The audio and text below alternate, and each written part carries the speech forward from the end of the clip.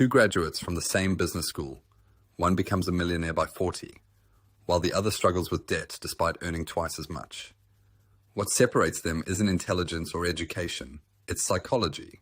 Morgan Housel's The Psychology of Money reveals that doing well with money isn't about what you know, but how you behave. Through 19 short stories, he shows how our emotions and personal experiences shape our financial decisions far more than spreadsheets or formulas.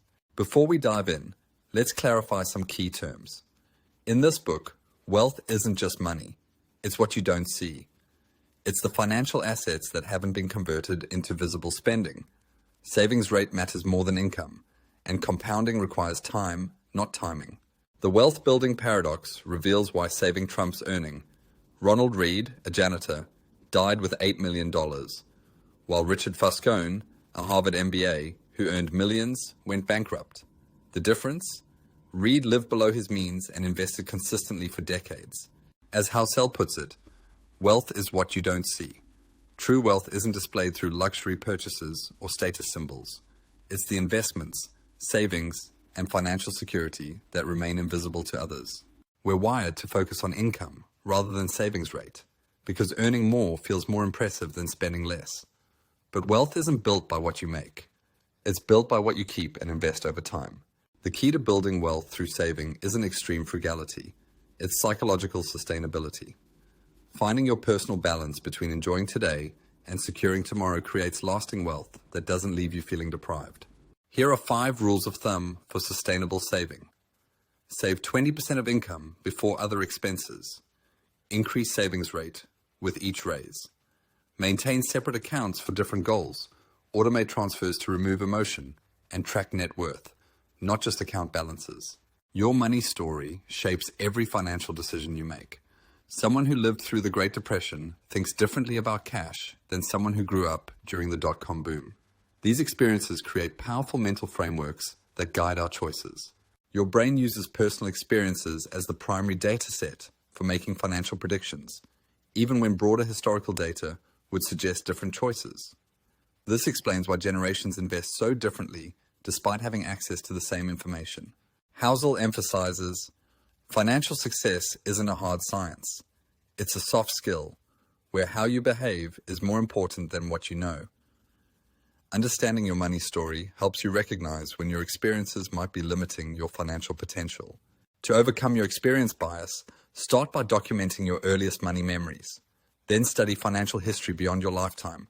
Diversify your financial education sources, question your money plows rules, and practice scenario planning for economic conditions you haven't personally experienced. The envy trap destroys wealth through social comparison. Nothing erodes financial success faster than trying to keep up with people playing a different financial game than you, especially when you don't see the full picture of their situation. Consider the tech executive who leverages stock options to buy a $2 million house, inspiring their teacher neighbor to stretch for a similar mortgage. The executive might be making a calculated risk, while the teacher faces potential financial ruin chasing someone else's game. Humans are hardwired to seek social status, but modern media exposes us to lifestyles we were never meant to compare ourselves to. Instagram doesn't show the debt, family money, or unsustainable spending behind those luxury photos. The envy trap manifests in several costly behaviors: buying status symbols you can't afford, house stretching beyond your means, career comparison leading to job hopping, investment FOMO causing strategy switching, and lifestyle inflation that prevents saving.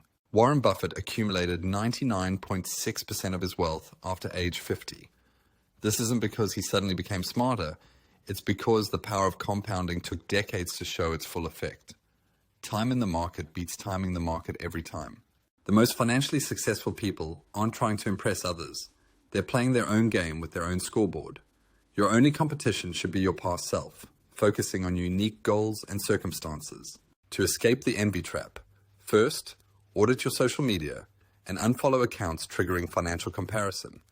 Second, define success based on your own goals. Third, practice gratitude for your current financial positives.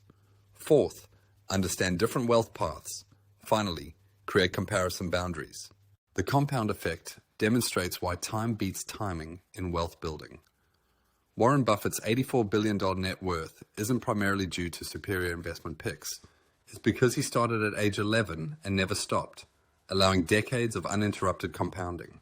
If Buffett had earned the same returns but started investing at 30 instead of 11, he'd be worth about $12 billion today.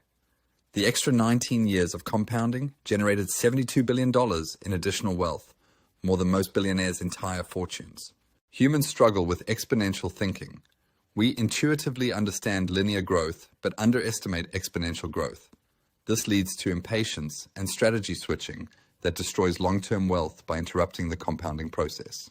As Housel notes, money's greatest intrinsic value, and this can't be overstated, is its ability to give you control over your time.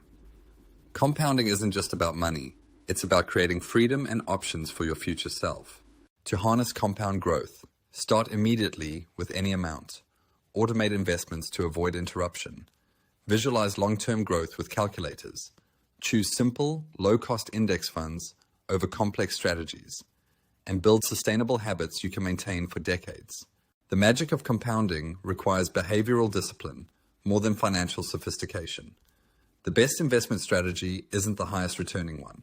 It's the one you can stick with through bull markets, bear markets, and everything in between. Building financial resilience starts with understanding emergency funds as psychological tools, not just safety nets. When you're not worried about next month's rent, you can let your investments compound without panic selling during market downturns. The 2020 pandemic illustrated this principle perfectly. Investors with robust emergency funds could ride out the market crash and benefit from the recovery. Those without emergency funds were forced to sell investments at the worst possible time to cover basic expenses. Financial stress impairs decision-making in predictable ways. Loss aversion becomes extreme, leading to panic selling. Time horizons shrink to days instead of decades. Risk tolerance collapses, and long-term planning becomes impossible when focused on survival. Luck and risk are both the reality that every outcome in life is guided by forces other than individual effort. Recognizing this truth leads to humility in success and resilience in failure, both essential qualities for long-term financial health. To build financial resilience, start with a $500 micro-emergency fund for small, unexpected expenses. Gradually add to it until you reach 3-6 months of expenses. Keep it in boring, accessible accounts. Define an emergency plan clearly and celebrate the safety net as a wealth-enabling tool. Your emergency fund isn't dead money. It's peace of mind that enables wealth building. The psychological freedom it provides allows you to make rational investment decisions during market turbulence, which is worth far more than any potential investment returns on that cash. Redefining place enough may be Housel's most profound insight. Many people never define what financial success looks like for them personally, leading to an endless pursuit of more that destroys both wealth and happiness. Housel tells the story of Rajat Gupta, who had everything: wealth, prestige, respect, but risked it all in an insider trading scheme for marginal additional gains. Gupta never defined class enough, so no amount of success felt sufficient. Without clear financial goals, we're susceptible to lifestyle inflation, poor risk-taking, and the comparison trap. The moving goalpost of climb more plows prevents us from enjoying the wealth we've already built and leads to destructive financial behaviors. To define clash enough, write your financial mission statement explaining what money means to you. Set specific numbers for retirement, emergencies, and major goals. Practice gratitude for current wealth. Separate wants from needs. And plan your financial finish line for transitioning from accumulation to enjoyment. Defining l'espace enough fun isn't about limiting your potential. It's about creating psychological boundaries that enable better financial decisions. When you know what you're building toward, every financial choice becomes clearer and more purposeful. Some critics say Housel's book is overly simplistic and adds little new investing knowledge. But this misses the point. The book intentionally emphasizes behavioral aspects and storytelling to reveal psychological patterns, critical to long-term success rather than advanced techniques. Others argue that Housel misuses key economic terms like money and wealth. In reality, he adapts these terms for practical, accessible personal finance context to highlight psychological influences rather than adhering to strict academic definitions. A final criticism is that the book discourages effort by emphasizing luck over skill, but highlighting luck actually encourages humility and risk awareness. advocating focus on controllable behaviors and resilience rather than outcome vanity. Important note, this video provides educational content about financial psychology, not specific investment advice. Everyone's financial situation is unique. Consider consulting with a financial professional before making significant financial decisions based on these concepts. The psychology of money shows that personal finance is more personal than finance. Understanding these psychological principles can transform your relationship with money from a source of stress into a tool for building the life you want. The most successful people aren't those who eliminate emotions from financial decisions. They are those who understand their emotions and build systems that account for them. Your psychology doesn't have to be your limitation. It can become your competitive advantage. Your next best dollar move. Choose one principle from this video to implement this week. Whether it's starting an emergency fund, defining your plus enough while others froze, or automating savings, taking one concrete action creates momentum toward lasting financial improvement. Track your progress with this simple framework. First, identify your current financial psychology pattern. Next, implement one counter habit from the book. Then, document how it feels. Finally, measure the actual financial impact over 30 days. Remember, small behavioral changes compound, just like money. Starting with one principle, whether it's increasing your savings rate, reducing financial comparison, or defining your enough, can create powerful long-term effects on your financial well-being.